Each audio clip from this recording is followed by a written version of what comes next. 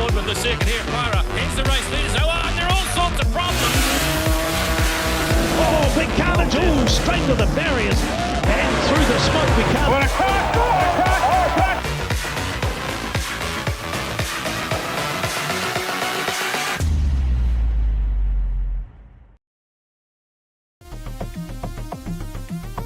Welcome to Retro Motorsport. First up, we have the Suzuki Swift Cup cars. 3 races from Ruapuna in 2012.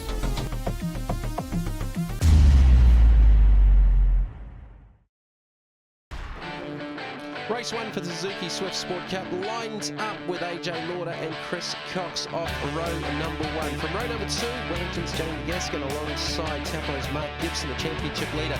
Row 3 start for Sam Barry and Glenn Collinson. Back to row 4, Sean Lawrence, equal second in the championship alongside Brad Lauder. Go back to Kent Yarrow and Robert Gibson from row number 5. A row 6 start for Joseph Patton and Andrew Vinson. Completing the lineup, Craig McRae in the third of the Team Gibson Motorsport Suzuki's. Revs build up, we're going racing with race 1 of the Suzuki Swift Sport Cup here in Christchurch. AJ Lauder looked like he got a fly. Chris Cox coming over, can he crowd him down? Mark Gibson got a great start and is already on that inside line down into turn number 1, Barge. Yeah, he is, and I think you'll find that he'll come out of this turn in a good place, but unsteady under brakes here. He'll lose a bit of he might momentum. even come out with the lead here if he's lucky, and Jamie Gaskin's going to line up on his inside. This is going to get busy down the pothole. 3 wide in the battle for second, third. Sam Barry wants a part in it as well, and there's some contact there as they go through one of the most daunting corners in New Zealand motorsport. Absolutely. You're holding on to your breath. I've seen plenty of action in that corner in this class, that's for sure. AJ Lauder does hold on to the lead. Gibson maintains that third spot. In fact, I think he's got shuffled right back. Gibson has been shuffled back. Yeah, and look at Sam Barry. You know, he's been quick all weekend. He was P2 in our second test session. That's a great improvement for him and the team. Glenn Collinson's right there with him, and I think Sam's currently in third. Yeah, so Sam's got the green highlights. Glenn Collinson with the Dayglow Scarlet. So Gibson's been the big loser out of that sort of first lap, almost clash on the way down through pothole and on the run to the hairpin. Championship leader by 47 points over AJ Lauder and Sean Lawrence, who are tied for second in the championship. There is Collinson in the Better Auto Parts example. Yeah, Sean would have to be a little bit disappointed about his qualifying as well. I think he qualified in 7th, and obviously he come to this round tied for second equal with AJ, given third at the first round by virtue of our qualifying bonus points, and I think he's a little bit disappointed in that, and we'll look to build on that and get further up the field as the race progresses. So AJ Lauder would have got 3 points bonus for qualifying, Chris Cox 2, Jamie Gaskin 1, so Gaskin's probably been the big winner out of that one. Yeah, and it's going to be interesting to see what that bonus points does to our championship at the end of the season. You know, every year we've gone into the last race of the last round to find a champion, but we've never had those 3, 2 and 1 bonus points. So it'll be interesting to see as we get further into the championship whether that has any effect on the points. So Mark Gibson back in the 6th position. He's lost a couple of spots off the race start. We've got 2 better team cars in between him as he's trying to find a way around Collinson. He's certainly working him over. Oh, Collinson exits at stage right. I think he might have been looking in his mirrors just a little bit too much there. Absolutely, and Mark wasn't far behind him. He probably only went 1 car width off the circuit where Glenn was probably 3, but they're back into it again now, and I think Mark has got a bit of momentum, and you may see a pass come up. As we look at the replay, and Collinson just, well, I think he just took his eyes off the ball there a little bit, and Mark Gibson just about followed him off in the same one. Yeah, I think if he was watching the rear vision mirror and see how much ground that Mark was making up, and Mark is ghosting him at the moment, and but he's doing a good job, isn't he, Glenn? Yeah, well, Sam Barry as well. You know, but these two didn't really shine too much at Pukekohe. You know, Glenn was making his first start. Didn't he? He did. He got caught up in a couple of incidents. Had a few car troubles, and obviously he's borrowed that car or been lent that car by one of the competitors from last season, and they've got a great looking team, and had a lot of troubles at Pukekohe, a lot of gremlins. They've overcome that yesterday in testing, and now he's back up where he probably deserves to be. Sam Barry working over Jamie Gaskin. These two youngsters have both got experience on the dirt. Sam with youth mini stocks. Jamie Gaskin has been racing out of Wellington with the mini sprints. So I think he might have done some mini stock stuff as well. So Gaskin's already having to go a little bit defensive here in the early laps. And look at the different lines on the run down to turn number 1. Yeah, look at Sam getting a tow, as we call it, on the front straight from behind Jamie. And you know, I can't speak highly enough of Sam's job so far this weekend. He's doing a mighty fine job, that's for sure. We'll see that the exit of that turn now. Sean Lawrence and Kent Yarrell starting to move up on the cars in front of them. And is our Frosty Boy ice cream car of Joseph Patton, who's joined the series for his first year this year from Oamaru. Yeah, he had a solid weekend at Pukekohe. We've got the third of the Gibson team cars there. Craig McRae back this weekend. Simon Evans drove that car at Pukekohe. Yeah, and just notice on the timing monitors, Jamie, that Andrew Vincent is circulating out there fairly slowly. He's about 15 seconds a lap off the front cars. That's because he's got a broken engine mount in the car. They noticed this before the start of the race and weren't able to change it before the race. So we've given them instructions not to be harsh on the gear changes. Hopefully it'll hold together for him and they can fix that after this race. So he's out there circulating just to get a result. It's disappointing for the Hydrolink team. Andrew Vincent, of course, out of the New Zealand Formula 4 Championship from last season in the car that his younger sister Amy was racing in, of course. So there's Chris Cox, one of the local boys, chasing down AJ Lauder. Just hearing on the race radio now, Jamie, that car 17, Glenn Collinson's had a warning about leaving the circuit that we've seen earlier on in the race. So he'll get a black and white flag there as Mark Gibson slides up underneath him. He'll get a black and white flag as he crosses the stripe this time, and what that means is he's getting a warning from the race officials to say that if he continues to do that, they'll penalise him, which will mean he'll be coming for a drive-through. So he'll be watching that flag now as he goes over the stripe, and he'll live.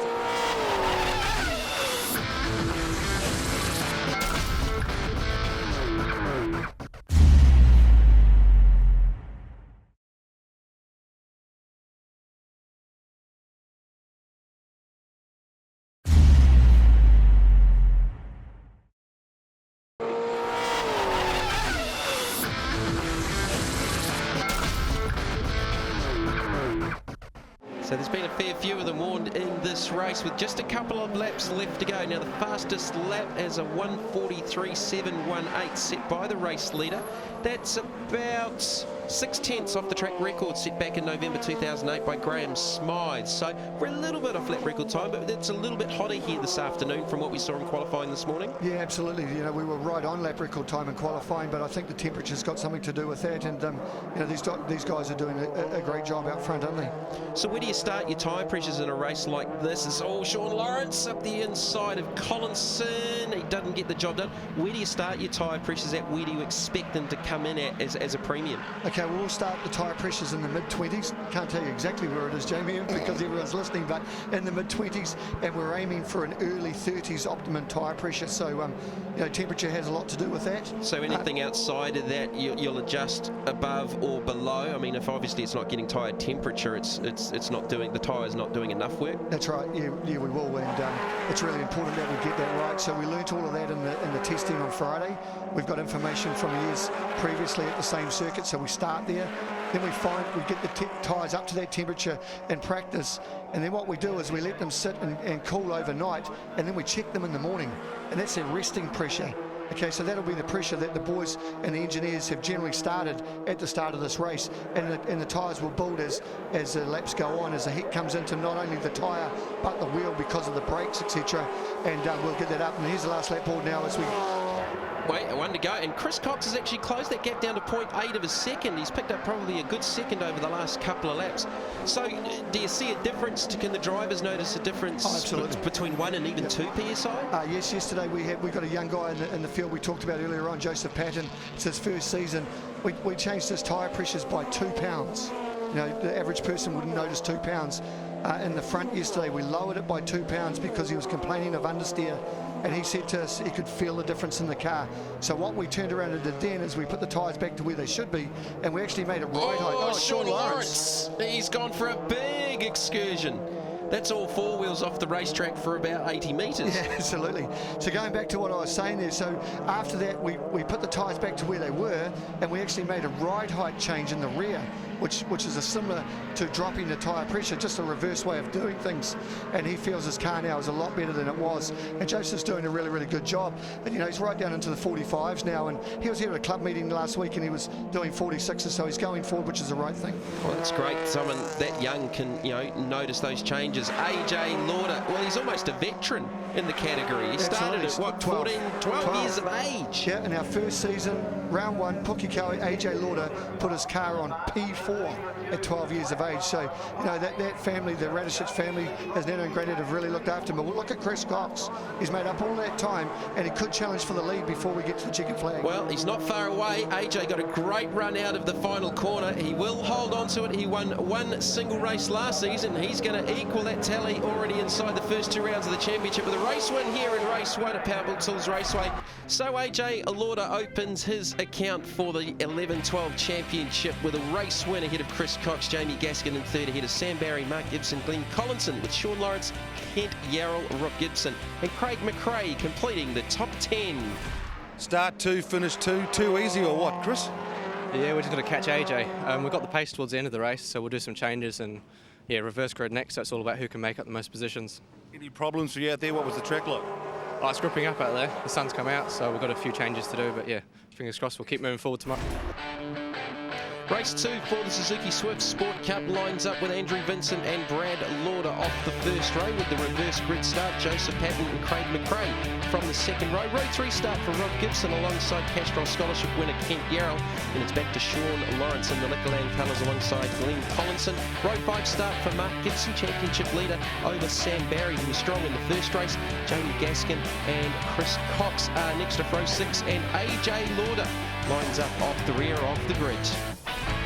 Andrew Vincent off the pole in the little black and yellow Hydrolink example. The revs building up. Good start from Brad Lauder off the outside of the front row. Now, where's everyone going to go? We're expecting to see them probably 4 and 5 wide on the run down to turn number 1. Especially turn 1, absolutely 4 wide, and it's been done before. I'm sure they'll try it again. Joseph Patton with a great start down the inside as well. A little bit of contact there between himself and Vincent, young Joseph. Well, we got one off the track Chris there. Cox. Chris Cox. Now, they were talking about wheels outside the line. That was both rear wheels outside the white line. That was a lucky save. Unusual line, absolutely.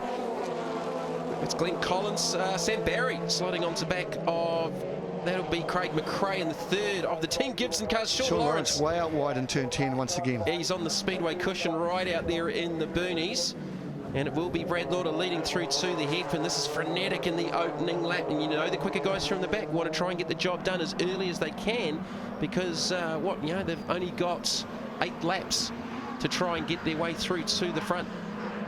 Yeah, and if they get away too far, obviously it makes their job so much harder. And a little bit of bumping and banging this morning, rubbing's racing, as they say. But everyone getting on with the job, and some of those quicker guys now coming through. Sam Barry, hasn't he done a great job this weekend? Absolutely. Hey, Barge, you'd be thankful you're not the series coordinator for the UDC V8 Utes, mate. Yeah, they misbehaved a little bit today, didn't they? All right, so there's Rob Gibson. Like his brother Mark, just struggled a little bit in the heat in race number 1. Craig McRae's teammate right behind him, and younger brother Mark is a couple of spots further back, but it's Brad Lauder, Joseph Patton.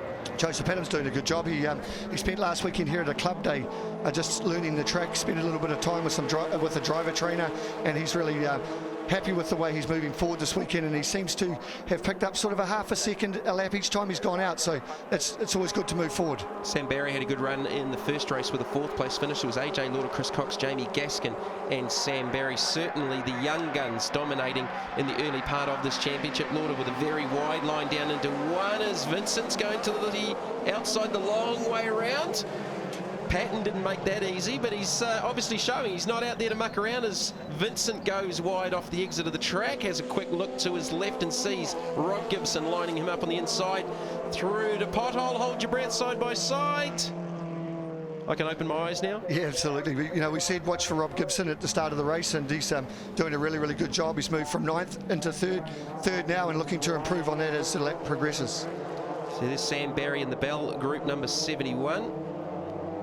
Another one just running wide off the exit of the hairpin. That was Sean Lawrence again, I think, Jamie. Yeah, just struggling to keep the car on terra firma. So Mark Gibson's made some progress. He's got around Craig McRae as Kent Yarrell down the inside of AJ Lauder. AJ hasn't made the progress I think he would have liked, but again, we're only, on the second lap. Yeah, he's moved up to ninth at this stage, and he'll be hoping to get a little bit higher than that in the next lap or so, because time will run out fairly quickly.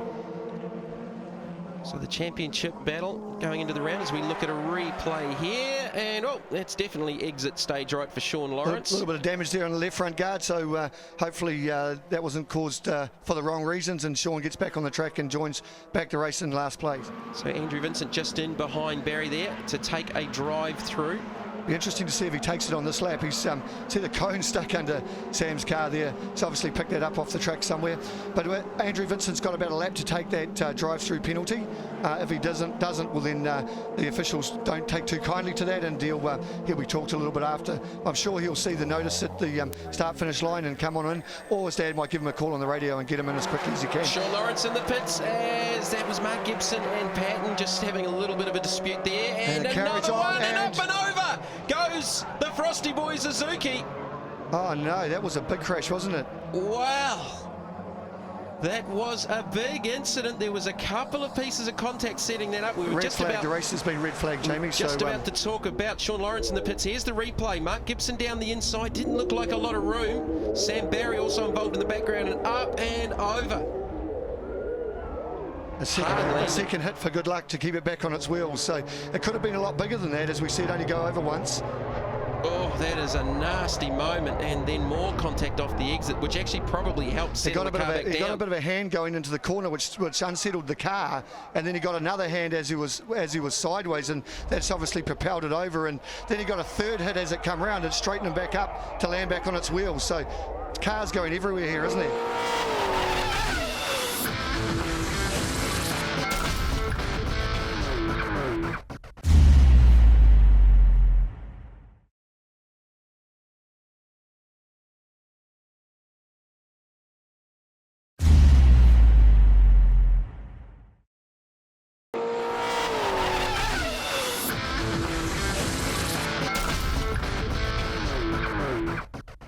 Lights are out on the Lexus safety car. They peel off into pit lane as the race continues here. Brad Lauder didn't get the greatest of restarts. No, I think he missed it a bit there, didn't he? Rob Gibson is going to hit the line first. Now that'll be interesting for that call, as they're 4 and 5, 6 wide further back. They're all trying to get the advantage off the restart, as Jamie Gaskin is on the grass. On the grass. Oh. And it'll run out of room down there fairly quickly, I would think so. I hope they all moved over and let him in. Sean Lawrence has done really well out of this. He restarts out of position 6. He was back at the tail of the field. He was, so it's helped him immensely, hasn't it? Car 3-5 drive-through penalty. So obviously they've investigated that accident, deemed that he has caused it. So at this stage he'll get a drive-through, but watch the space, because I think you'll find there'll be more to this. Wow, that is championship-changing stuff. Advantage AJ Lauder. And Sean Lawrence probably to that point as well. So Mark Gibson with some drama, the championship leader, did the clean sweep at Pukekohe at the first round of the championship as the top qualifier and all 3 race wins.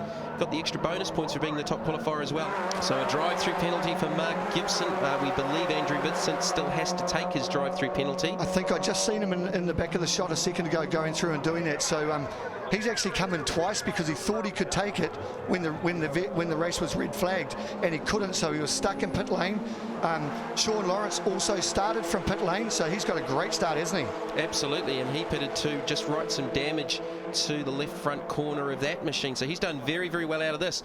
Out of all of that, there's a Gibson out in front, and it's Rob Gibson in the Nor with number 34. Keeping out of trouble. Yes, absolutely. And I just hear on race radio once again, they're just viewing the start of that race with that car 41 that we've seen going down the grass. Oh, Brad Lauder with a big slingshot run down around the outside. Rob Gibson on the inside. Lauder running very wide off the exit. That's going to allow Sam Barry up the inside, and there's some contact between those two. Oh, 3 wide down on the run to pothole. Barry may come out of this. as Gibson's going to try the crossover. Barry runs very, very wide. They're all running off track. Especially that corner, we've seen it all weekend, haven't we? So they're all pushing very hard and running out of track fairly fast. Rob Gibson should have the line off the exit of the hairpin. Now, he has never won a Suzuki Swift Sport Cup race. Debuted last season. He came close a couple of times with some reverse gridders. Yes, he did, and you know, we spoke to these boys yesterday about how we had such a clean run at Pukekohe. Oh, Brad Lauder getting a touch there from Brent Collison and fires him off to the infield. That's the end of Brad Lauder's race. I was about to say he's never won one either. No. He definitely ain't going to win this one. Not this one. So but he can rejoin, so he'll get back into the race and finish those last couple of laps. So Rob Gibson will take the last lap board. Sam Barry monstering the back bumper of the second of the Norwood team cars. So Mark Gibson, I would expect to take the drive-through here. He's got the ability to be able to do it. Oh, a little touch off the exit from Sam Barry. Rob Gibson maybe didn't get the greatest to runs out of that second to last corner. Barry should have the inside run to the sweeper. A little bit nervous under brakes, but he's held it together well. So he's run a little wide though, hasn't he? Mark Gibson continues on, so he's going to look to take that penalty post-race, which could be even more interesting. Well, it could be because they, like I said earlier in the race, they don't take too kindly if you don't watch that black flag, and it's clear for us all to see there, been displayed at the last lap board now, so he isn't going to get a chance to take that, is he? He's just gone down the inside of Brother for second. Sam Barry out in front. Well, some controversy here in the second race. Just left at turn one, right off the circuit. No damage, but he'll get back on. Way off for the Castrol Edge Suzuki. Oh, Sean Lawrence is out there with him. Sean Lawrence as well. He was up inside the top 6.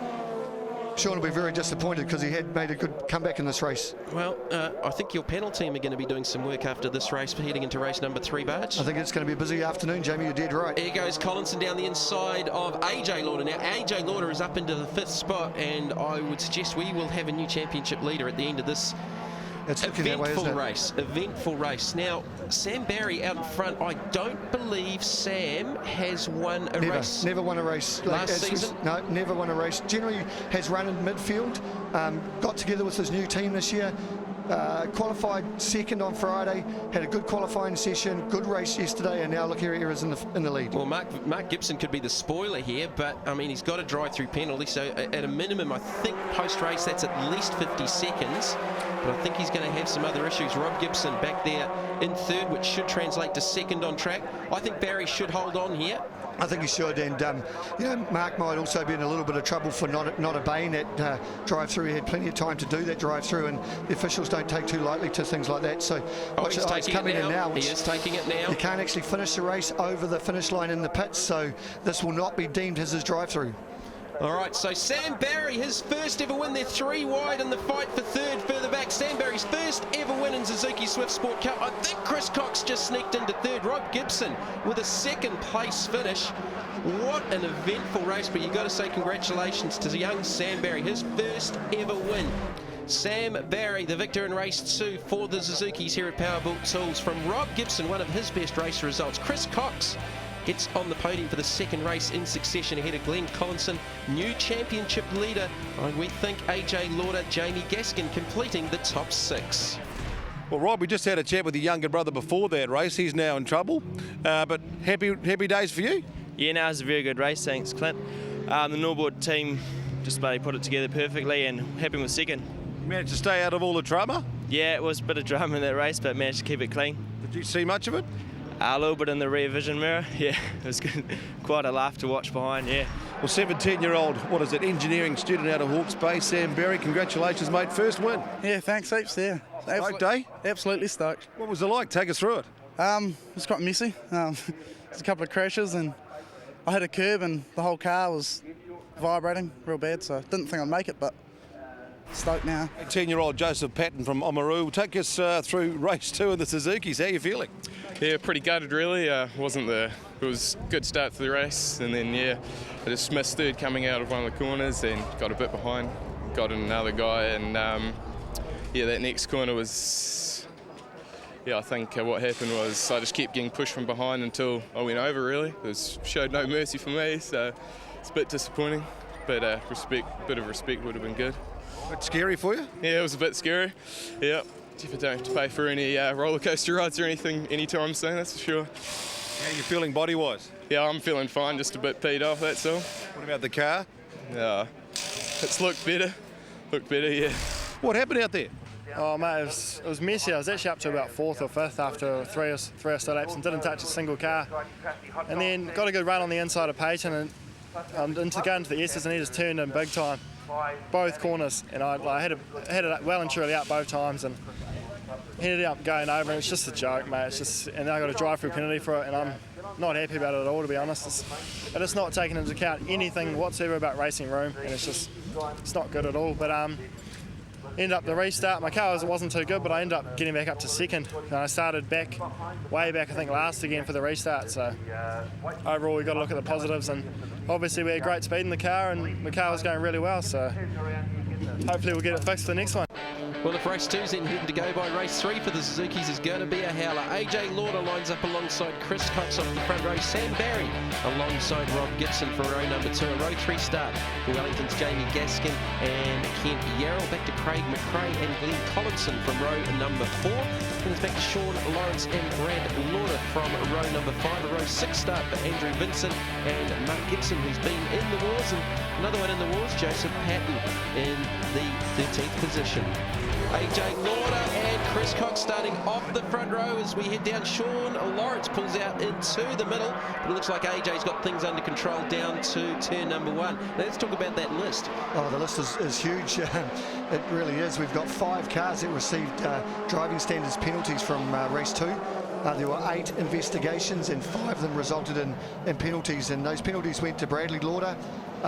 Jamie Gaskin got 2 of them. Obviously Mark Gibson got 1, and Glenn Collinson got 1, so 5 penalties. So Mark Gibson with the work to do. He's 36 points down on AJ Lauder now for the championship lead after dominating Pukekohe. Hasn't quite gone to plan here this weekend in Christchurch. So AJ looking for the round win.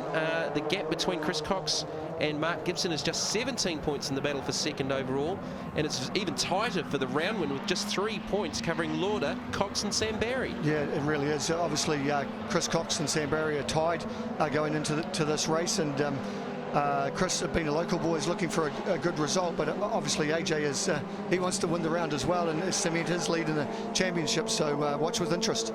Did Sam Barry stop smiling until he got into the race car for this third and final race? I walked past him and he had a smile a mile wide after that first race victory in race 2. Yeah, there's only one person in the pits that smile was bigger, and that was his mum's, and she's taken a set of results home, ready to frame as we see Rob Gibson there on 2 wheels. Yeah, Rob's had a solid weekend, you know, starting 4th on the grid for the final. He came up just a little bit short in that battle with Sam Barry in race number 2, but he's been one of the big improvers this weekend, and unlike Mark, he's kept out of trouble relatively. Oh, he certainly has, you know, and he goes into this race with 103 points that he's put together over 2 races on the back of the first round where he put 120 together for all 3 races, so he's really improved this weekend. So the whole field be giving a little chat to after race 2? Yes, I think they chatted to themselves actually. It was like they'd left their heads in their bedroom this morning.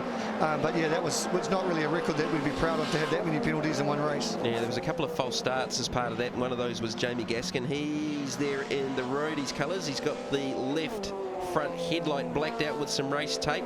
Is there any 3N left in the Suzuki pits? No, after I don't 2? think so. Absolutely not. You know, Joseph Patton's car, obviously we had that rollover, and that car's been repaired and a new screen put on that, and the only thing that they haven't got to do was replace the left front headlight, so you'll see that with a yellow headlight. But yeah, there's lots of race tape on the cars out there just to get them all started, but we got them all back in.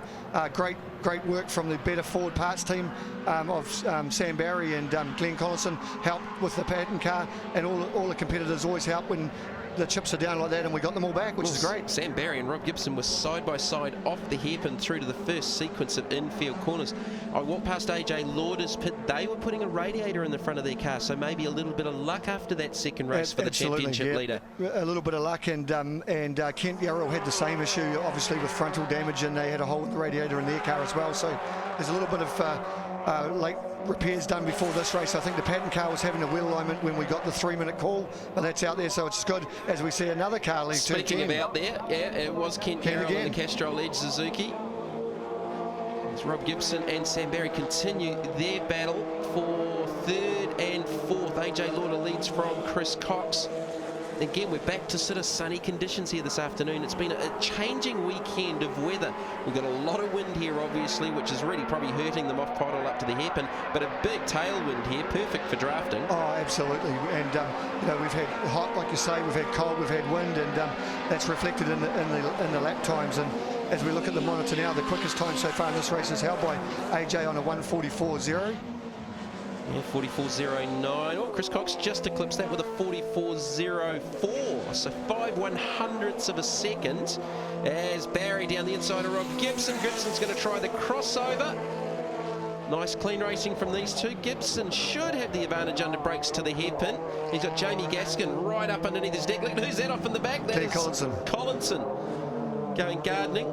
He's keeping an eye on Mark Gibson. He started way back in 12th place on the grid, and he's making his way up. He's up to 8th now, so he's looking to improve to try and reduce the gap that AJ's putting on him in the championship after coming here, leading the series from Pukekohe. Oh, it certainly isn't over yet. I mean, Barge, we've still got a lot of rounds left to go in this championship, and 36 points is nothing, but he's going to have to try and minimise that with AJ out in front of this race, obviously, where you would have expected Mark, based on the results from Pukekohe, to be a little bit further up the grid, but obviously with those issues in race number 2, Rob Gibson, he's got back ahead of Sam Barry.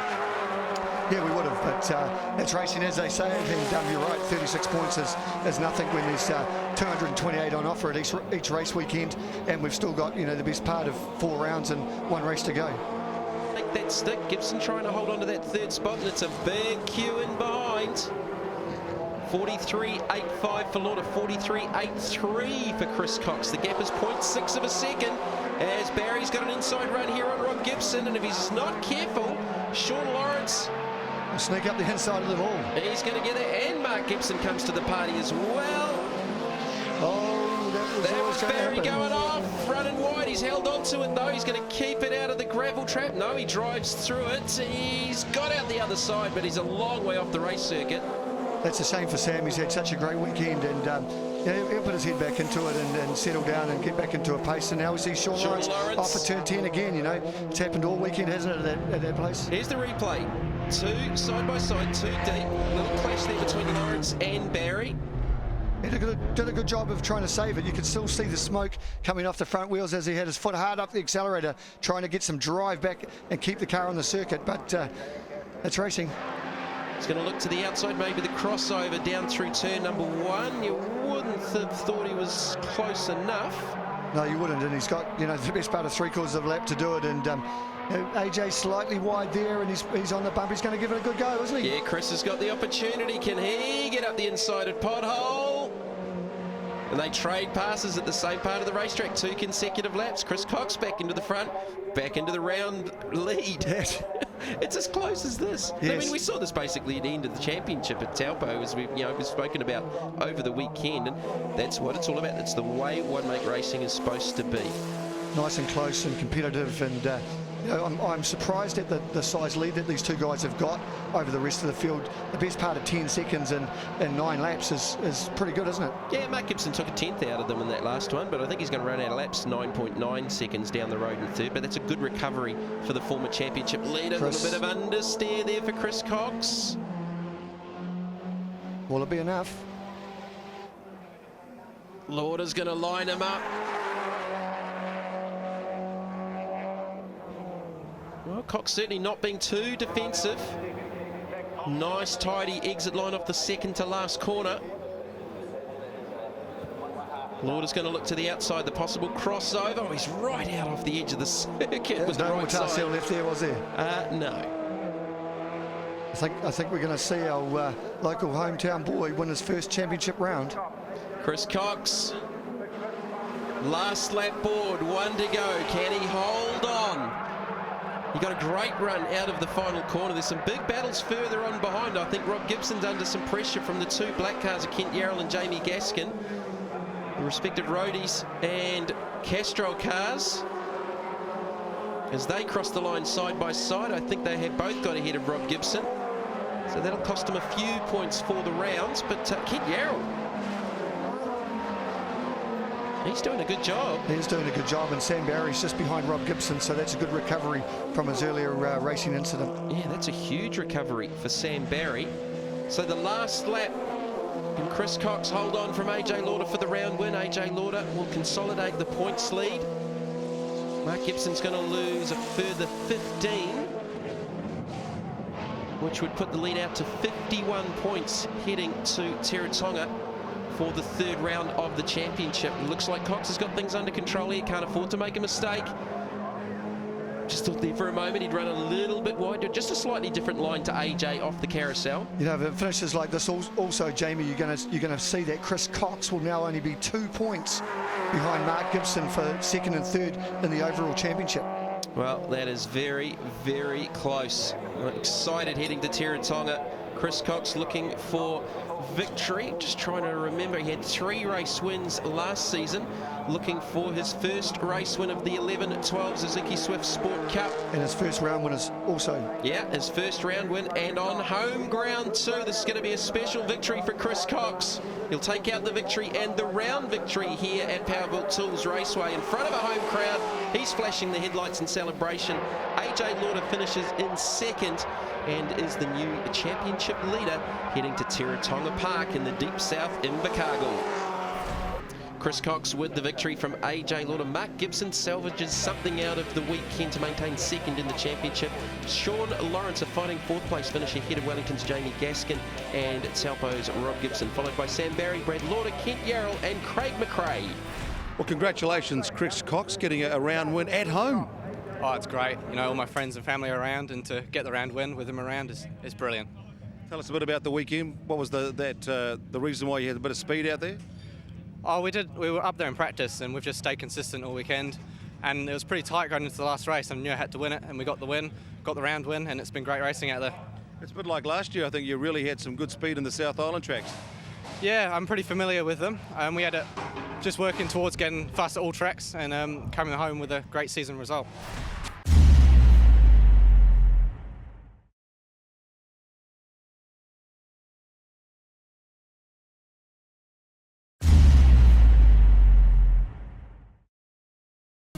Now it's back on the water time. It's 2008 and the New Zealand Offshore Powerboats are thundering and fast on the harbour in Tauranga.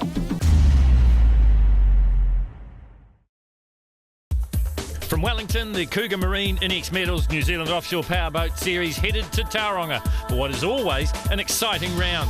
In the past, it's been the scene of many dramatic events. Would it be that way again? Stick around, keep watching, you'll find out.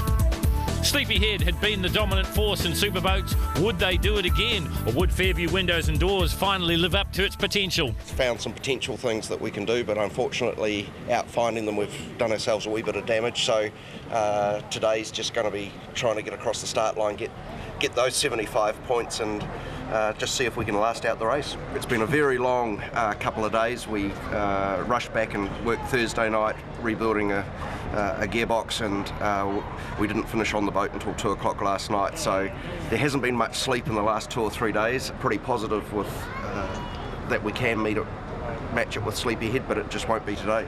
Our focus is we still want to try and get a race win this year, so we've still got 3 races after this one to try and bring the race win home.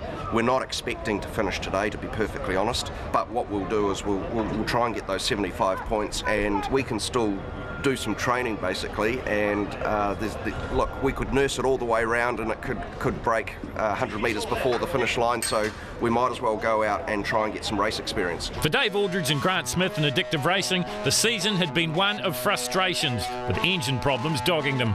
Just going over a few basic checks on the engine, making sure we haven't got any fuel leaks going on, anything which could cause us some major problems. I've just run the computer over the engine, just checking that electrically wise everything's within range. We're looking good at the moment, but unfortunately this year we've had a season of things blowing up, so it looks good on the outside, but who knows what's happening inside. There's a little breeze coming in. Tauranga always seems to get rough in the afternoon just when we're starting the race, and I think today will be no different. It'll be hard on the boats and hard on the guys out there racing. Someone that was used to hard racing, having good results in rougher weather, Bob Smith in Family Boats. we're happy with the performance of the boat now. We had a great start at Wellington and then just some really bad luck. We had a bit of rubber out of the fuel tank sucked up into the fuel pump, which how do you test for that? I think what we've done on the rules over the last few years and drawing an envelope around particularly the Superboat Light and Honda, has meant that we've got equal boats now out there, and it's who on the day is going to have number one reliability and number two drive the best.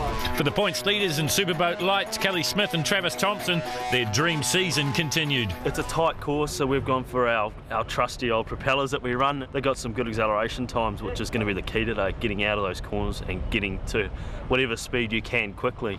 It's so good having another boat, and especially a 28 skater. It's almost a one design class, and we're not even trying to make it a one design class. So no, it's fantastic. It's awesome racing. As a newcomer to the series, the team at Doosan, every round was a new experience. Tauranga would be no different. It's better than what I expected. It's just so much fun. We're loving it. We enjoyed the Hondas, but this is just another, it's another step up. So we're loving it and looking real forward to today. We think we were doing well with the points until we hit something at Maraetai and threw a blade off a prop. We're pretty pleased. First season, yeah, very pleased. There's nothing in it down the straights.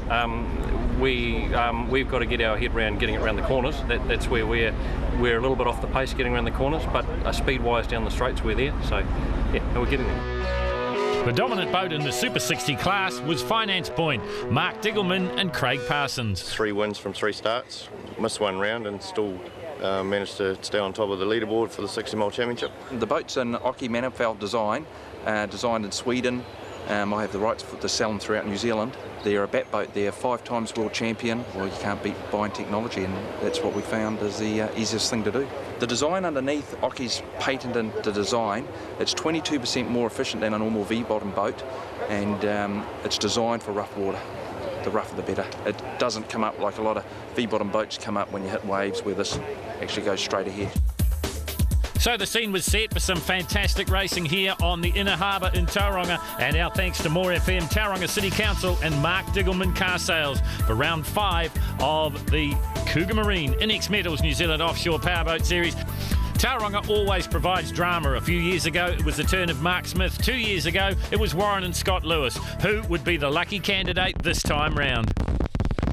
So here is the start from our helicopter. This is the start of the 100-mile race, and already a great start there from Cure Kids. You're on board here with Fairview Windows and Doors as they rocket past Cure Kids, so a fantastic start for them. Now you're on board with Cure Kids, Wayne Carson and Tony Coleman. This brand new 36-foot skater hull, brand new boat to the Superboat ranks here this season, and boy oh boy, they've done a fantastic job. So Wayne Carson on the throttles, Tony Coleman driving the boat. You see Carson just showing his driver where to go. And look at this. Well, they said, didn't they, before the start of the race that the thing was on a wing and a prayer. They're using second-hand bits in the gearbox and the driveline, and they're in front as they work their way around the buoy and head out towards Mount Maunganui once again. It is Sleepyhead in second place, and it's Cure Kids in third. And in this early stages, there is nothing in it in the superboats. And conditions are perfect here, so I'd expect speeds of well over 100, 115 odd miles an hour. And how close do you want the racing? Sleepyhead just caught up in the wake of Fairview Windows and Doors, but is there a shadow hanging over the Lewis brothers? They've got some mechanical gremlins. Back on board with the Lewises in our split screen shot there. That's Mount Maunganui off to the right. Now they head out past the harbour inlet and out to the top mark, and that is the part on the course. It is the tightest part of the course, the tightest corner, and it's also where all the drama has been in the past. I mentioned before in the introduction, it's caught so many people. Here is the start of the 60-mile race. You're on board here with Mark and Bryce Helms and Miss Electripar. Very close competition in the Formula Hondas, owning around about 30 points in it between first and second. Unfortunately, Mark and Bryce out of it. Mark yet to have his first win in Formula Honda. Away they go, and just a couple of the classic boats just getting away first. So this is the situation in Superboat Lights as we watch Doosan Construction, Ray Glass in the front, Addictive in second place, Doosan in third. You're back on board here, this time with Kelly Smith and Travis Thompson in Ray Glass. They've been the class of this field in the Superboat Lights. Their second season, they're the defending champions in the class. Dream debut season for them last year in this boat. Finance Point leading the 60-mile race, and it looks like it'll be Greg Brink and Eldon Archer in second, and Connick Minolta. But the Occy Manifeld boat liking the conditions we've got here at Taupo, and they're good conditions, good fast conditions. Chasing them is exception to the rules, and that's Jeff Week, one of the classic boats, probably the leading classic boat at the moment. All of these boats, of course, mixed up in the 60-mile race, the 100-mile race for the Superboats and the Superboat Lights. Effectively 2 races in one. Here is Sleepyhead chasing hard in second place. Fairview leading. Cure Kids right on the tail of Sleepyhead as they head up towards the top mark now. Well, Fairview Windows and Doors, I wonder if they were sandbagging when they were talking to us before. They said they had a problem. Well, there is no sign of it at the moment as a helicopter struggles to keep up with this very, very fast skater. There is Sleepyhead. Are they going to be handed their first defeat? They've been unbeaten so far in the Cougar Marine NX Metals New Zealand Offshore Powerboat Series. It's been a dream start for Peter Turner and Craig Archer, and now they're back in second place. They don't have to worry points-wise because they are a long way ahead. But these guys are ahead in the race, and if they could stay there, this would be history in the making, because Warren and Scott Lewis, who you're riding with here from our split screen, have never won an outright round of the New Zealand Offshore Powerboat Series since they stepped up the Superboat Light a few years ago now. They've come very, very close, but they've never had a win. Are they going to get one today? Too early to say at this point, but they're in front, and the boat sounds and looks good. There is that spectre of the second-hand parts in the gearbox and driveline. Cure Kid sits in third place. Sleepyhead just ahead of them. And it is Pro Floors back and forth. Wayne Velder and Ross Christensen. Now, the rumours are that lots of expensive parts coming from the United States of America for this boat.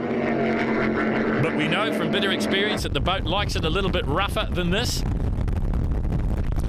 Well, we can tell you too that we're hearing from the course that there's some problems on the addictive machine. One of their engines has gone south, so they're holding second place at the moment behind Ray Glass, but maybe some problems there for the Wellington-based pair of Dave Aldridge and Grant Smith.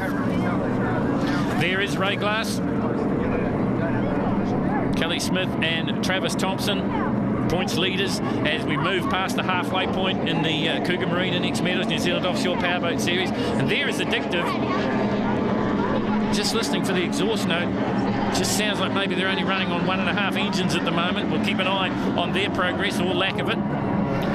This is good news though for Doosan Construction. Terry Gleeson and Andrew Flea Coolin, the combination this time round. As we go back to our helicopter and Sleepyhead, and see how close they get to the harbour markers here. And that wake you see just to the bottom of the picture, that is the wake of Fairview Windows and Doors. So there's absolutely nothing in this. As they round this mark and head back out towards the harbour entry once again, just skating across the water, so you can tell that Peter Turner and Craig Archer are really trying hard. The boat just skates, nearly spins out as they go round the turn. As we watch from our helicopter, they're trying to chase down these guys. Fairview Windows and Doors in the Superboat class, leading it, Sleepyhead in second place. Then it is Cure Kids, and I can tell you that Cure Kids are starting to chase down Sleepyhead, and there they are. Wayne Carson and Tony Coleman. Well, Tony Coleman started the season with Grant Velder. Grant tried to get the infamous Jesse James going, and he's vacated the seat to Wayne Carson. Wayne Carson, of course, normally paired with Richard Shaw's, but they had that bad accident at Gulf Harbour. First in classic class, running about third overall in the 60-mile race. This is exception to the rules. This is Jeff Week. It's the old Sleepyhead boat. Marine Works, this is Mike Cameron out of Howick. He'd be second at the moment and probably fourth or fifth overall in the 60-mile race. This is amazing when you consider that the boats ahead of him are really purpose-built, power-built offshore powerboat races. And this, well, Mike uses it for skiing. He goes fishing in it. He does all sorts of things. This is Spirit of Cheyenne, also up in the top 4 at the moment in the 60-mile race. Aussie Neil and his crew, about 4 or 5 of them in there in the fountain. As we zoom in from the helicopter, so 3 of them. They had 5 of them in the last round, I think. This boat came from Las Vegas. And And they're currently running in around about 4th place in the Classic class. One of the new boats just ahead of him, and here it is here. This is Team Dilligaff, and this is Lance Dawson and Paul Maria. Konica holding on to 2nd place overall in the 60-mile race and leading their class. Light Industries first ahead of Miss Electripar on the Formula Hondas. Here is the vision from Miss Electripar as they head out towards the harbour inlet now. Mount Maunganui there in the background. This is a battle for 1st and 2nd in Formula Honda. Once again, it is very close, but it's not as close as this battle. Look at this, 3 of them lined astern here. Altitude's in it. So too is Cougar Marine, and so too Building Solutions. Now, as I told you before, just 30-odd points between Building Solutions and Cougar Marine. But the fly in the ointment at the moment is Light Industries, and that's Danny Woods and Mike Urquhart. But they haven't got it all their own way because Mark Helms looking for racing room on the inside and going around the outside of them with Sleepyhead. Halfway point now in this multi-lap course here on the Tauranga Harbour, and Rayglass still has the edge over Addictive. Position's still the same in the Superboats, but I can tell you that Cure Kids is getting closer and closer to Sleepyhead, and so far we've got fingers and everything else crossed for Warren and Scott Lewis and Fairview Windows and Doors. They said they had a problem before they got in the boat this morning, and they weren't sure if they would finish. Well, at the moment, they're doing better than just finishing. They're leading overall. Here is Rayglass, Travis Thompson and Kelly Smith. Addictive just behind Rayglass. So maybe the news we're hearing about the engine premature. It's still 2 good rooster tails, so both engines working in Addictive. The skater hull, similar boat in every way to the one it's chasing, and there it is, Rayglass from our chopper. You can see from our helicopter shot, ideal conditions here in Tauranga and maximum speeds. I mentioned 115 miles an hour, maybe even faster than that. Doosan Construction, this is the newest of the superboat lights here in New Zealand. This is Kerry Gleeson and Flea Coolin. And right in behind them, it is Family Boats, and that is Bob Smith and Mark Titini. So just saw the first of the Formula Honda boats there, and that is Light Industries as these guys put a lap on them. And look at the speed that Fairview Windows and Doors is generating as we zoom in on the split screen shot there. Up on the left-hand side of your screen is the cockpit shot, and that is Warren Lewis. And the other shot looking down the bow of this amazing skater hull. Of course, all the superboats now running the same engines. They're those big block Mercruiser engines, twin Mercruiser electronic fuel injected engines, so they all run around about the same horsepower. This is a skater hull. Cure Kids also a skater hull, but a more modern version of the boat on your screen at the moment, a single cockpit. This is a Phantom, New Zealand designed and built hull. This is Sleepyhead. They're the defending champions. They're currently running in 2nd place. Now, if we just pull back from that shot a little bit, you'll see Cure Kids. There's nothing in it between them, and there's nothing in it for 1st and 2nd here in Formula Honda as, well, Mark Helms is all concentration, but Bryce just having a look to see where the opposition is, and you just get a glimpse of the bow of Light Industries, and I think we're going to be on board here for the pass. They are bow to bow at the moment. And Light Industries just about have a broach, and maybe that's all that Electripar needs. As close as you like in the Formula Hondas. This is what we've come to expect. You've got to get a good start in this class, and these two have got the best start of all. Not too far behind them, an equally exciting battle going on between Building Solutions and Cougar Marine. Well, the guys just motioning Light Industries to move away as they head down right inside the port of Tauranga now.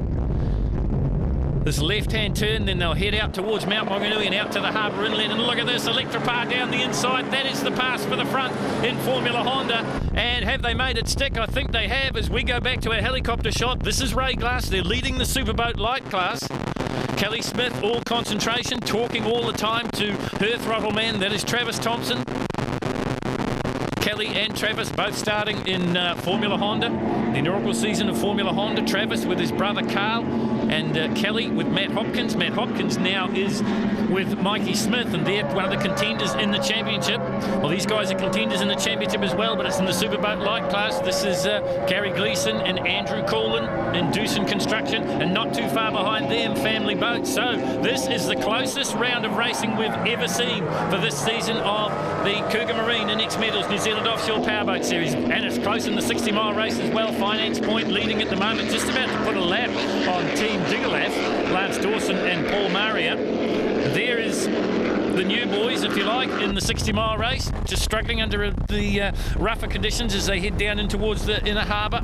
Spirit of Cheyenne in 4th place now, exception to the rules. Just up in front of them, I would think. In the classic racing, there is exception to the rules. One of the original Sleepyhead boats.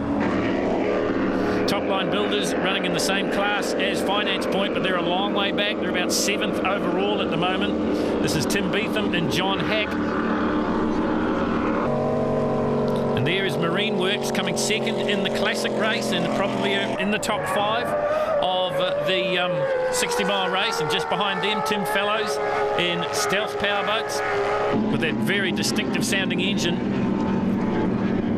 This is Family Boats in Sport 60s. Now, if you've been watching our coverage, you'll know that they had problems at Gulf Harbour, sunk the boat up at the top mark, but now good to see them back and in amongst it. Steve Lockhart and Brendan Grant. Back to the action in Formula Honda, and you can see there that now it looks like Building Solutions has got away from Mikey Smith just a little bit. This is Light Industries. Now, the last time we looked, they were just being passed for 1st place, so they're back in 2nd now. These guys are in 3rd, and they are the points leaders, but only by 30-odd points from Mikey Smith and Matt Hopkins in Cougar Marine. Once again, Bryce Helms more concerned with what's happening behind him than what's happening in front of him. Well, I can tell you what's happening in front of him. Marine Works just goes past them on the inside as we go back to the helicopter shot. Fairview windows and doors. Can they hold on to this? Now we're getting down to the business end. They told us at the beginning of this race they had mechanical issues. Are they going to be able to hold on and take their first win? Or is Sleepyhead going to come past them when the inevitable happens and the boat breaks? Everything crossed for the Lewis brothers. Never had an outright win. Sleepyhead, on the other hand, well, they're going for 4 in a row. They won round 1, they won round 2, they won the last round in Wellington. Can they win the round here in Tauranga? At the moment, you'd have to say they can't because Fairview windows and doors are starting to pull away. Well, I wonder what's going through the mind of Warren and Scott Lewis. They must be waiting for that last shoe to fall. Pro Floors, Wayne Velder and Ross Christensen, a pretty lonely race for them back in 4th. Here is Cure Kids. Just up ahead of them is the wake of Sleepyhead, so there is absolutely nothing in this, and there's plenty more laps to go, and you can guarantee that Wayne Carson will be urging on Tony Coleman, this brand new skater hull. And the helicopter once again struggling to keep up, so over 115, maybe even 120 miles an hour. Well, we've been hearing for quite some time on race radio that Addictive was having problems, so they've certainly got problems now because they're down to one engine. And that means that Doosan Construction will move through into 2nd place in the Superboat Lights. And unfortunately, the bad news continues for Grant Smith and Dave Aldridge. So now Bob Smith and Mark Titini in Family Boats, another skater hull, move up into 3rd place in the Superboat Lights class. As Addictive just slips further and further behind, going slower and slower. These people certainly aren't going slower and slower. They're comfortably in the front of the Superboat Light class. This is Kelly Smith. You're watching her, all concentration, as she works on the wheel. Travis Thompson on the throttles. And this combination gelled right from the get-go. Both of them very experienced in offshores from their families and parents and things, and also from the experience in sport class and also Formula Honda. These guys experienced as well now because they are they were the defending Superboat Light champions 2 years ago. Now it looks to me like they're going to take their first win if the boat holds together. Fairview windows and doors. There's always that spectre of something coming adrift in the driveline. They broke a gearbox. They do extensive testing, this team, and they broke a gearbox just the day before. They worked till 3 in the morning of race day to get the boat in the water, and here they are leading. Now, if they can hold on to it, there'll be a huge celebration on the shore because the Lewis brothers have never had an outright win. These guys have never had an outright win, but they're starting to work on Sleepyhead now as the laps run down. Around the mark goes Sleepyhead. Not comfortable in 2nd place now because Cure Kids is starting to chase them down. Peter Turner and Craig Archer, I asked him before the start of this race, with the points lead he's got in the championship, he could afford to cruise. He said, I go out every time to win. These guys do the same thing. This is Mark Diggelman and Finance Point. And it'd be fitting that Mark can come through and win the 60-mile race as his company, Mark Diggelman Car Sales, have put in a lot of money into the sponsorship of this event, along with the Tauranga City Council and More FM. Jeff Week coming through, an exception to the rules, now picked up a lot of sponsorship from Mercury. And sponsored by Marine Works is Mike Cameron. This is the leader in Formula Honda. This is Miss Electripar, and it looks serene and calm, but I can tell you that breathing down their necks now is Light Industries and Building Solutions, and look how close these two are. That is the battle for second and third, and further back, this is the battle for fourth and fifth. On the outside is Honda Marine, and on the inside is Cougar Marine. So there is nothing in it here in the Formula Hondas. Doosan, well, they're up into second place now in Superboat Lights, and that means that Family Boats will come through in third. And in fourth place, it will be Addictive Grant Smith. This is Grant's daughter. This is Kelly Smith leading the Superboat Lights, and currently sitting, I think, in around about fifth place overall. And that is Ray Glass Boats. Here is the race leader, just lapping Ray Glass Boat here, so you can see the pace is really on in the Superboat class. Sleepyhead through in second place. They wear the New Zealand #1 as the defending champions, but they're going to have to settle for second behind these guys. The boat is going to hold together, and Fairview Windows and Doors are going to come through and win their first outright win here in Tauranga, round 5 of the Cougar Marine NX Metals New Zealand Offshore Powerboat Series. Second place will be Peter Turner and Craig Archer in Sleepyhead, and in third place it's Tony Coleman and Wayne Carson in Cure Kids. In Superboat Lights, it's Kelly Smith and Travis Thompson and Ray Glass that get the win from Sam Fillamore and Andrew Flea Coolin in Doosan. Whilst in the 60 milers, it's Mark Diggleman and Craig Parsons in Finance Point, Jeff Week and John Hewson second in Exception to the Rules, and Marine Works and Mike Cameron in third. In Formula Honda, Mark and Bryce Helms register their first win in Miss Electripar. Congratulations, it's been a long time coming, but man, what speed. Incredible, I'm still stunned. Really, I am. Absolutely fantastic. Our first ever race win in 3.5 years, so it's been a long time coming.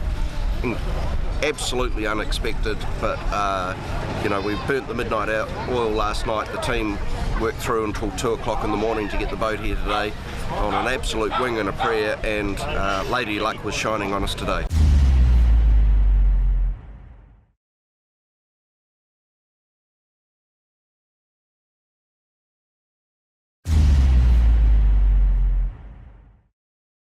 Finally, this week for your viewing pleasure, we present a few races from the 2010 Battle of the Streets and complete motorcycle madness from Paeroa.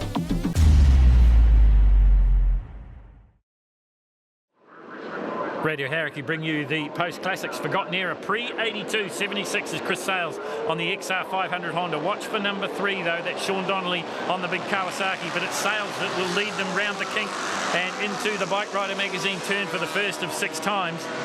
Big field of post-classics here. And sooner or later, the front will be sorted out, but the man to watch for, there he is, number 76, Chris Sales. Second place is Donnelly. Third place looks like it might be bike number 47 now, and that is Chris Bridge on the Ducati TD2 600. And right in behind him, I think it might be his brother, and that is Stephen on the 900. 76 Sales leads it. Well, he rides this bike in a myriad of classes. He rides it in the Super Motard from time to time. So this big field funnel down the Yamaha front straight, and Donnelly just using the power of the Kawasaki to go into the front. With Sean Donnelly, no stranger to winning classic motorcycle races. So it is Sean Donnelly in the front now on the big Kawasaki, the GP2 1170. It's been punched out from 1100 cc's. Into the Suzuki S's they go once again. Chris Sales right off the side of the bike in second place. Then it would be number 47 by the look of it, and that is Chris Bridge. And right in behind him, maybe bike number 38, and that's Chris Meads. Well, he'll be doing double duty as well, because he will be riding a sidecar in the pro sidecars a little bit later on here at Paeroa. Up into the Pirelli hairpin they come. Out of the hairpin. Oh, and we've got one that's gone down, and I've got a feeling that is Bernard Ryan on the Motor Guzzi. We'll have a look as they come a bit closer. Yellow flags flying at the Pirelli hairpin as the rest of the field comes through. Meantime, the leaders are back into the Bike Rider turn and up over the Canal Stop Bank, down the other side, past the back of the post office and into the Suzuki S as they come once again. And there is 294, Stephen Bridge. Well, he's no stranger to winning here at Paeroa, but he's chasing his brother at the moment. But they're all chasing the wheel-standing Sean Donnelly. Bike number 3, the big Kawasaki. The people absolutely love it. The 76 is a bit of a hybrid. That is Chris Sales. Then it is the battle of the bridge, or the bridges. It is Chris versus Stephen. Stephen on the 900 Ducati, Chris on the 600. Down the Yamaha straight they come. Now into the Paeroa Farm Services straight. Number 163. This is Andrew Kidd. He's about to be lapped by this freight train behind him. Number 3, Donnelly leads it. Into the Suzuki S's they go once again. Chris Sales in second place. Then it's the Battle of the Bridges. And that is Chris versus Stephen, the brothers that work on the Ducatis. That's the first 4 being lapped there. Number 163, Andrew King. Well, they said they'd smoothed out the bumps here at Paeroa, but there's no evidence of it. This is the battle further down through the field, and I think it's being led at the moment by Chris Meads. That is the Motor Guzzi of Bernard Ryan, still lying on the track in the Pirelli hairpin. So that's slowed them all down. Meantime, down the Yamaha front straight they come once again. Around the kink goes Sean Donnelly. He's in command of this one. We saw at Wanganui, he was too good for them, but Chris Sales certainly gave him a little bit of a fright in the early going, but he's now about to be swallowed up by the Ducati brothers. Number 92 in there is Jason Reeds on the Norton, and it's number 17, and that's a Honda 125 of Chris van der Oostum. Oh, and trouble here for number 47. That's Chris Bridge. He's got a mechanical issue. You saw a hand come up. He pulls to the outside of the track, so he's not going to take any further part. Sean Donnelly certainly is, though. He's out in the front. Sales having a bit of trouble getting around the lap traffic. Now he clears it as he goes past the start-finish line. There is Sales on the XR500. Stephen Bridge in behind him. 17, as we told you. Chris van der Oostum a lap down. Donnelly just starting to get away now. Well, Sean Donnelly's been around the motorcycle traps for a long, long time. His son, Jesse, a prominent motocross rider. Number 141 there is Bill James on the Yamaha. You'll see him in the Junior and Senior Classics race on his AJS. The yellow flag still flying at the Pirelli hairpin, so there's a problem there. I think it's for the bike on the sideline, and that may still be the Motor Guzzi. Let's get back into the racing now. Donnelly down the Yamaha straight. Coming into the S's, number 72 is Greg Beatson on the Honda 350. He's about to be swallowed up by Donnelly. Well, it's going to hold Donnelly up just a little bit as he negotiates the left-right combination that are the Suzuki S's. Now down the Dunlop straight. The 1170 Kawasaki has its head and powers past the little Honda. But is he going to hold up Sales? There he is, number 72, Beatson. The Forgotten Era, they call this. Post-classic racing, brought to you by Radio Hauraki. Checkered flag comes out and Sean Donnelly gets another win in the post-classics. In second place, well, I think it might have been Stephen Bridge just pipping the 76 for third place, and that was Chris Sales.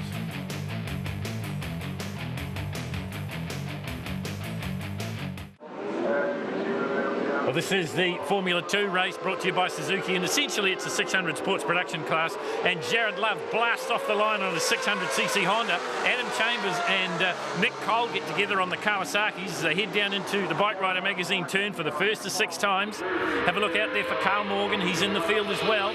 But it's Love and Nick Cole arguing about the spot, and down they both go. Well, unbelievable. Nick Cole, well, Jared Love started it. He just washed out the front end, hit the hay bales hard, then Cole went in.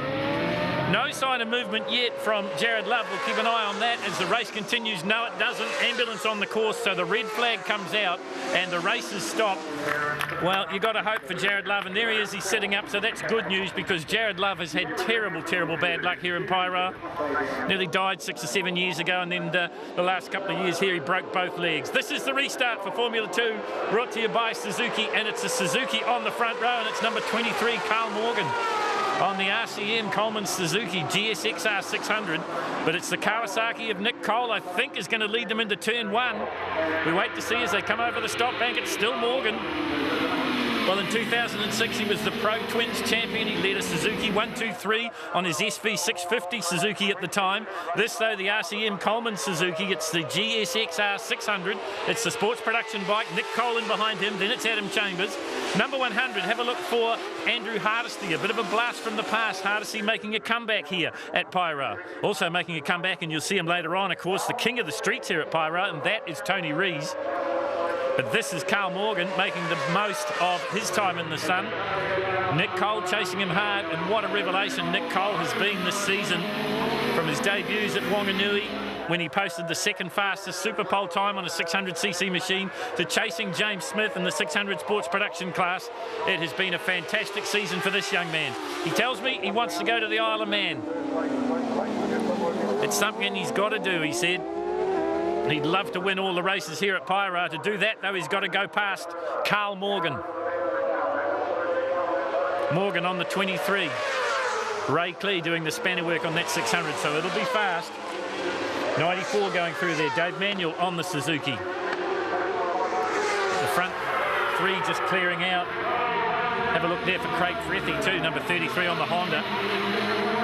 Cole, well, he'll remember that spot on the racetrack because that's where he went down before we had to restart this race. Luckily, he wasn't injured. He got to the restart. The same can't be said for Jared Love. I can tell you he's been taken to hospital for observation. He's complaining of some neck injuries, but that is all. And that is thankful good news for Jared Love because, as I said before, he has had a checkered career here at Paeroa.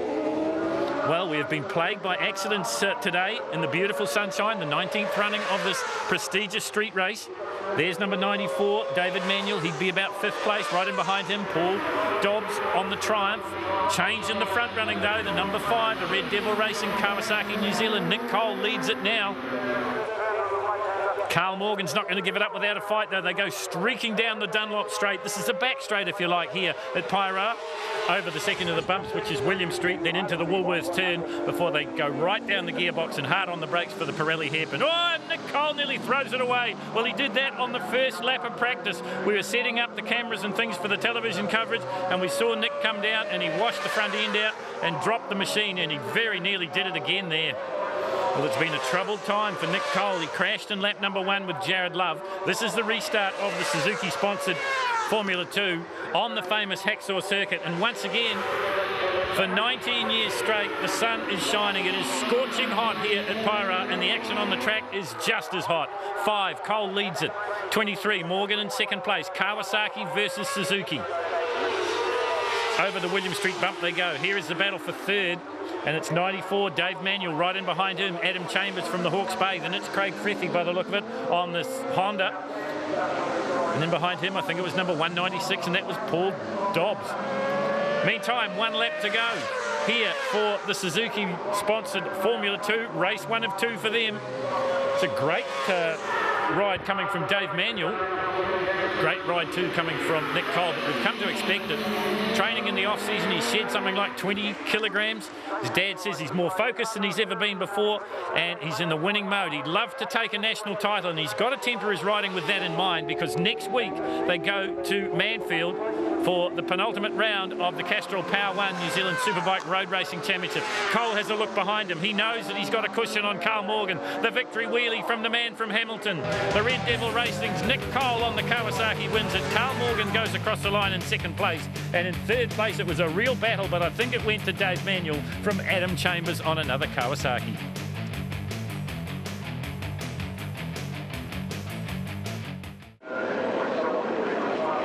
Well, this is 2 races in 1, if you like, brought to you by Subway. Subway, eat fresh. This is the Junior and Senior Classics. The Junior Classics will get away first, and the one to watch for is bike number 7, and that is Ginger Malloy on the Bultaco 250, the 2-stroke. And there you'll see the Senior Classics getting ready to get away. And as predicted, it is Ginger Malloy out in the front.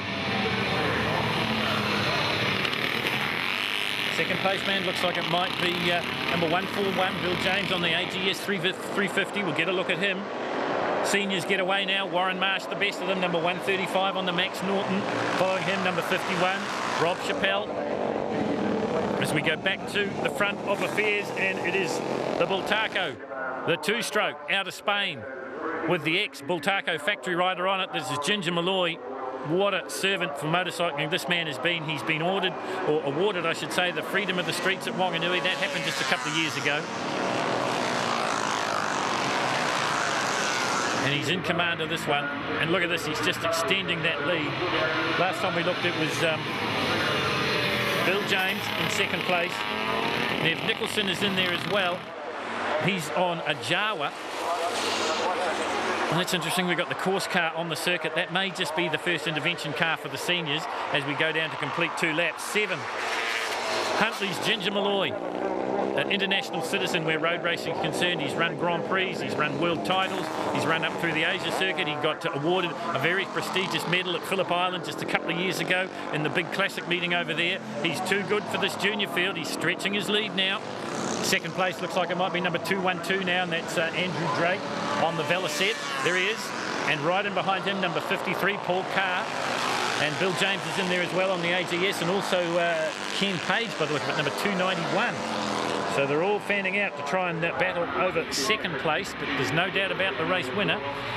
This man about to be lapped. And this is Andrew Kidd. He's a straggler in the senior classics division. Classics brought to you by Subway. And there's a Subway here at Paeroa, and I'm sure it's doing a fantastic job. And a fantastic business on this beautiful day. A huge crowd here, probably 15, 17,000 odd people cheering Ginger Malloy on. There is the man in second place, and that is number 212, Andrew Drake from Cambridge on the Velicet.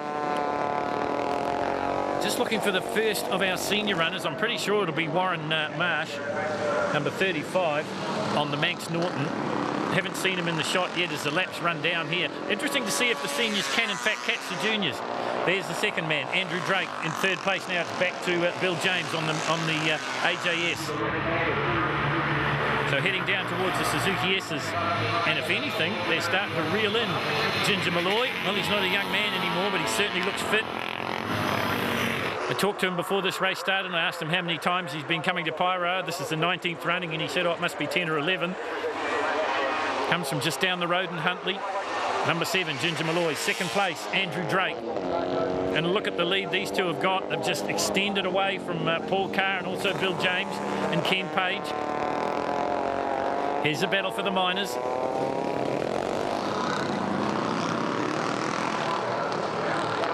Oh, just having a look down at the machine was Andrew Drake on the Velicet. It's a beautiful machine, the Velicet, but so too is the Bultaco out of Spain. Yellow flags down by the Bike Rider magazine turn, so someone's come to grief there. Won't bother Ginger Malloy any. Up and over the canal stop bank he comes, and into the Suzuki S's. Round the back of the beautiful post office here at Paeroa. Paeroa is Antique Town. There's some beautiful antique shops. They're probably closed today. Probably can't move for the spectators lining each of the straights, the Yamaha front straight, the Paeroa Farm Services straight, and the Dunlop straight. It's the Dunlop straight we find them in as Ginger Malloy comes out of the Woolworths turn and into the Pirelli hairpin once again. Andrew Drake second in the Velicet, but I think that's as close as he's going to get. Down the Yamaha front straight they come. And still no sign of the first of the seniors. Well, you just got a glimpse on the top of the shot of the yellow machine, and that is Warren Marsh, bike number 135. And Colin Tate won't be too far away. There he is, Warren Marsh. He'll be the fastest man on two wheels in this field, I would think. Yellow flag still waving down at the Bike Rider magazine turn. It's not going to bother Marsh too much. It's certainly not going to bother this man. He's on his way to another win. They stack up the wins in the column. There's Ginger Malloy, and he's been doing it for years and years and years. Bike number 91 is Lindsay Kyle on a Norton Dominator. He's about to be swallowed up by these fast closing juniors. There is Warren Marsh in the background. He might get second here overall. Remember, the seniors gave the juniors probably the best part of, well, half to three-quarters of a lap start around this 1.52 kilometre circuit. There is the number 7. You can always find it with the trail of blue two-stroke exhaust smoke. And that is number 7, Ginger Malloy. He's always run under bike number 7. He's always run Bultacos here at Paeroa, and he always wins the juniors. He's done it again. 135, Warren Marsh goes across the line as the first of the seniors. And then I think it would be number 212, Andrew Drake on the Velicet.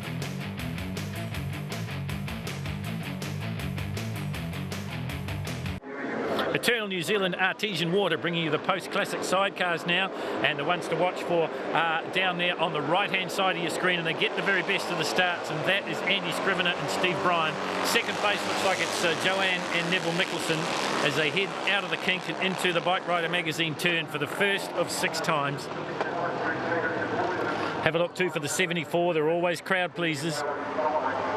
And that is Will Williamson and Julie Loveridge. I think they've slotted up into third. Andy Scrivener and Steve Bryan, long-time partnership in sidecar racing, both in the pros and also in the last few years in the classics. In fact, Andy and Steve had the number 1 plate a couple of seasons ago. That beautiful matchless of Neville and Joanne Micklejohn. It's well worth a look in the pits. It's a handcrafted aluminium body that Neville made himself. And in third place it is number 74, and that's Will Williamson and Julie Loveridge. Now have a look at the different styles here from the different eras. The BMW R905, that's Andy Scrivener and Steve Bryan. Now watch when we get a shot of the 95, the Mickelsons, Joanne and Neville. Watch how far Joanne hangs off the side of the chair as the swinger. You see how they get their names. Look at this.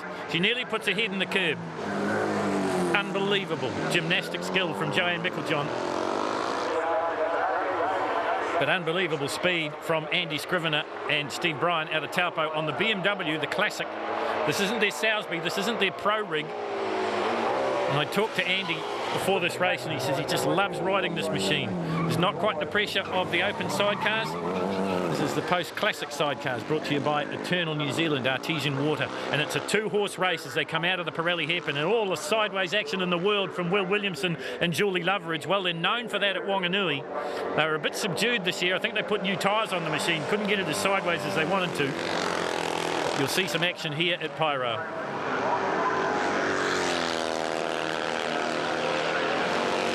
The Mickelsons getting a little bit closer as they go round the back of the post office and into the Suzuki S's. And once again, look at the gymnastic ability of Joanne Micklejohn, this time hanging off the right-hand side of the bike. Now she tries to get as aerodynamic as possible and trying to swallow up the gap between themselves and Andy Scrivener and Steve Bryan. Can't do it for the moment. Through the Woolworths turn they come. And Steve Bryan waving to someone in the crowd. Well, that's a bit of cheek for you if ever there was one. They think they've got this on a string. I can tell you that they are in a bit of a battle royal here because the Mickelsons aren't going to give this one up. Down the Yamaha straight they come. Still in third place, it's Will Williamson and Julie Loveridge. Side by side across the start-finish line they go now, and we've got a new race leader, and it is the 95, the matchless of Neville and Joanne Micklejohn. 77 comes through. This is Peter Wilmot and Jason Voice. And right in behind him, the Harley-Davidson rig of Keith Sinclair and Carl Vennemore.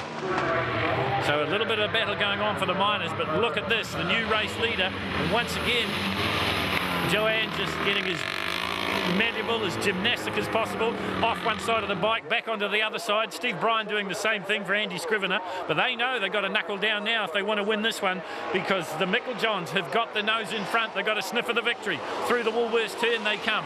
It is the matchless leading the BMW. It's the Triumph on your screen at the moment. Will Williamson and Julie Loveridge through in third place, and then it'd be 68, Keith Sinclair and Carl Vennemore, I think, through in fourth, followed by Peter Wilmot and Jason Voice. But we concentrate on what's happening at the front of the field.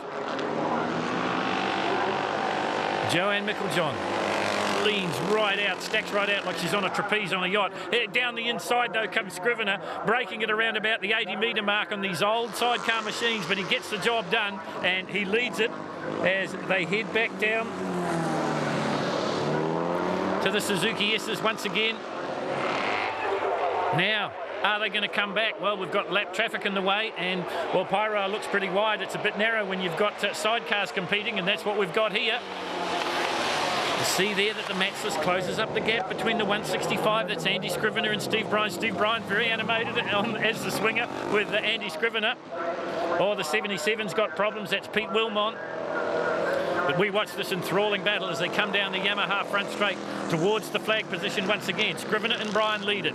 The Mickelsons, Neville and Joanne in second place on that aluminium wonder.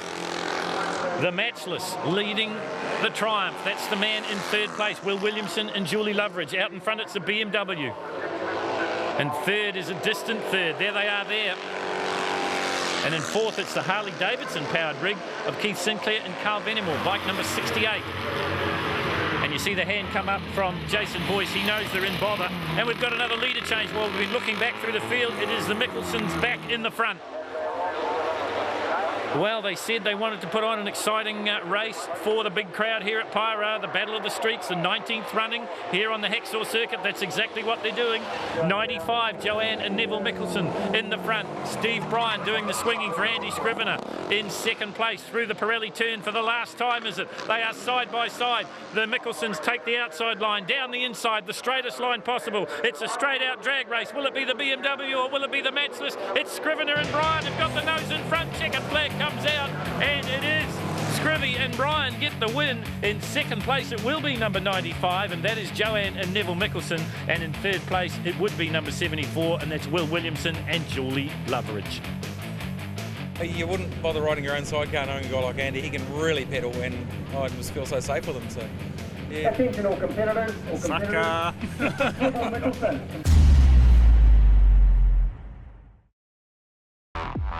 Well, that's it for us for this week. We hope you enjoyed Retro Motorsport. See you next week for more Retro Motorsport.